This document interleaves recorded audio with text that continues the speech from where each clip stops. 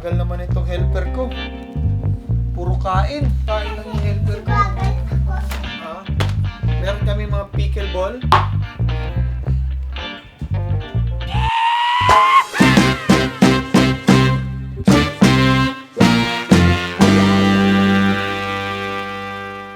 So mga kaibigan, Holy Week na po ngayon, no? At ngayong araw ay Huwebes Santo na. So, magpe-prepare tayo kasi ngayong araw mga kaibigan, first time ko meron tatapat dito sa tindahan ko. At sila po ay magsisinakulo, no? So, may mga kailangan lang tayo i-prepare doon sa tapat ng tindahan sa baba, no? Tsaka, nag-request ho sila sa atin ng tubig. Kasi medyo nakakapagod siguro yung pagsisinakulo. So, andito kami ni Lucas, naantay namin yung magsisinakulo. Sila tatapat sa tapat ng tindahan. Excited ka na ba? Ano ba yung snackle, Tati? Ano? Ano ba yung anakili? Ano? Yung Mamaya, panoorin mo yung snackle, ha? Okay. Ang lungkot ng daan ngayon. Walang katao-tao.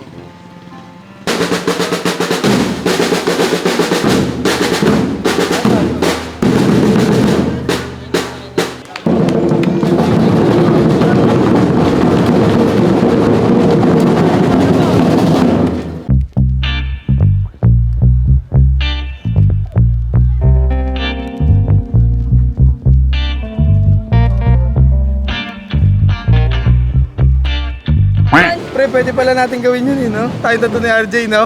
Si RJ, papa ako namin pati warik. So abangan nyo yan guys, episode 18, Sinakulo. So mga kaibigan, dahil Semana Santa nga ngayon wala ho tayong ibang gagawin mga kaibigan, dito lang ho tayo sa bahay, no? Dahil dito lang tayo sa bahay, maglilinis-linis ho tayo. Bawal ho gumala, yun po yung pamahiin dun sa probinsya namin. Yung mga ganitong mga box mga kaibigan, tinatabi ko to. Ito yung box ng camera ko kasi baka dumating yung time, no? Kailanganin nating ibenta, may ma-offer tayo na may box pa yung mga gamit natin. Sorry, ano pala to? Yung sa lente ng camera natin. Ito yung maganda mga kaibigan, pag naglilinis ka sa bahay, no, nakakita ka ng mga unexpected blessing. Ito, ginto, pendant. So, mga nasa 1.7 or 2 grams to. Mga 0.8 lang to 1 gram. Ito siya, ayan. O, diba, nakakita tayo ng pendant na ginto. So, anong gagawin natin dito? Isasanla.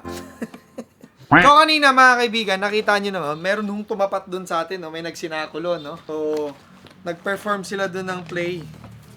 Passion of Christ.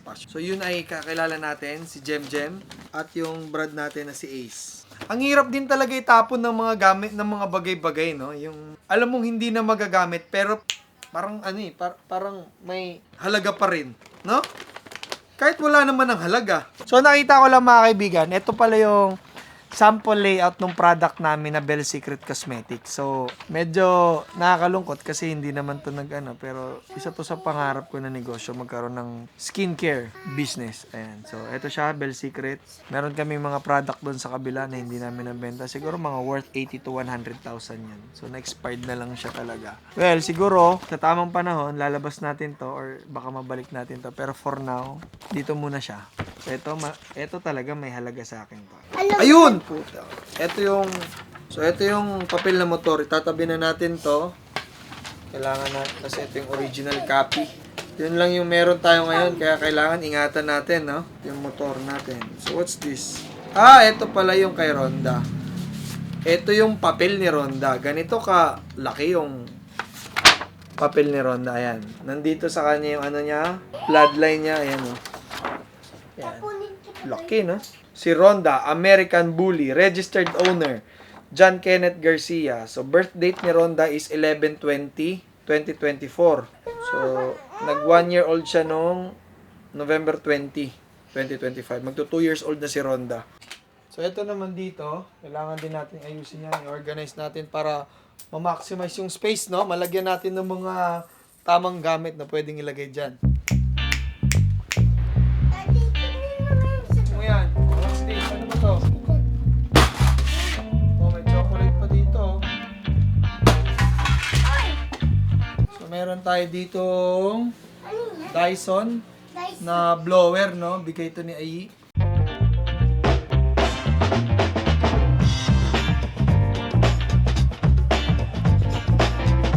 Okay, Kita nyo naman kung gaano kalaki yung cabinet ko, no? Eto mga kaibigan, gawa lang din to ng Kuya Robert ko. So, before kasi, nung dun pa kami sa taas, sa rooftop nakatira, yung cabinet ko, niregalo sa akin ng tita ko, si Ayi. Parang mga 18,000. Tapos ang liit, tas ang dali masira. Kumbaga, 18,000. Eto, wala pang 18,000 ginamit namin, ginastos namin dito. Pero ang laki ng cabinet, tas ang tibay. Tingnan naman. Ha? Bagal naman itong helper ko. Puro kain. Kain lang yung helper ko. Ha? Meron kami mga pickleball. So, itong pickleball naman na to, itong paddle na to, no? Bigay to ng tsahin ko, si Aiden. Hindi naman namin nagagamit kasi medyo walang budget para makapaglaro. Pero soon, pag nagka-budget tayo, i-consider natin to na sports. So, ito naman, ito yung Raptor case. So, yung laman naman ito mga kaibigan ay mga emergency things, no? Ito yung emergency bag natin. Meron to mga first aid kit. May mga go bags din. So, ayan, oh, meron tayong mga duct tape. Iniisip ko, ilalagay ko siya dun sa taas. Since magaan naman na siya. Yun! Oh, di ba? Wala! It's a nice to protect your passion. Ano ba yung pasod? Pason ba? Pason. Tapos na tayo mag-ayos doon, mga kaibigan, sa ano natin, ang kwarto, no? So, update pala doon sa mga damit, no? Medyo mabagal yung ikot kasi hindi mabilis maubos. Pero yung unang box naman natin, mga kaibigan, naging successful yon, naubos yon, nabawi natin yon, and then, kumuha tayo ng mga panibagong damit. At eto mga tropa natin is binigyan natin sila RJ, si Sander, tsaka si tatlo lang sila. Ngayon, meron ako natitirang mga 54 pieces na bagong mga damit. So, habang inaantay natin ma-open yung computer, mga kaibigan, gusto ko lang ipakita sa inyo to. Last time, 1,279 na yung subscriber natin para sa goal natin na 10,000 subscriber, no? Nai-hit naman natin yung goal natin, mga kaibigan, na mag-upload tayo twice a week na Thursday tsaka Saturday. And next time, pag naging okay na, mas na-flat natin yung schedule natin, mga kaibigan, gagawin na po natin 3 times a week po yung upload natin. Tuesday, Thursday, tsaka Saturday. Every 7 p.m. Ayan, so for now, 2 upload tayo per week. Tapos meron na tayong 1,279 para sa 10,000 subscriber natin na goal. Okay? So, nung nakaraan, nakita nyo naman, 1,279 subscriber na tayo. No? Medyo mabagal, pero at least merong progress, mga kaibigan. No? Sabi nga nila, small progress is still progress. Tingnan natin kung ilan na yung subscriber natin as of the moment. Ang ating subscriber ay 1,302 na. Nadagdagan po tayo ng 23 subscriber, no? Sa 23 subscriber, mga kaibigan, welcome to my life. Ilan na lang kulang natin for 10,000? 8,698 subscriber na lang yung kulang natin, mga kaibigan. Mahit na natin yung 10,000 natin. Konti na lang. So, siguro by June or July. So, i-goal natin yan, mga kaibigan, no, na magkaroon tayo ng 10,000 subscriber by the mid-year. Ha? So, sa Facebook naman natin, meron na tayong 788 followers. Meron pala tayong kailangan puntahan sa Villarica, no? So, kailangan nating tubusin yung sinanla natin, mga kaibigan, ngayong araw. Kasi sa 7, maririmata na yon. At sayang naman, no? Pandagdag din yun sa mga emergency puhunan natin. So, punta tayo ngayon ng pawn shop.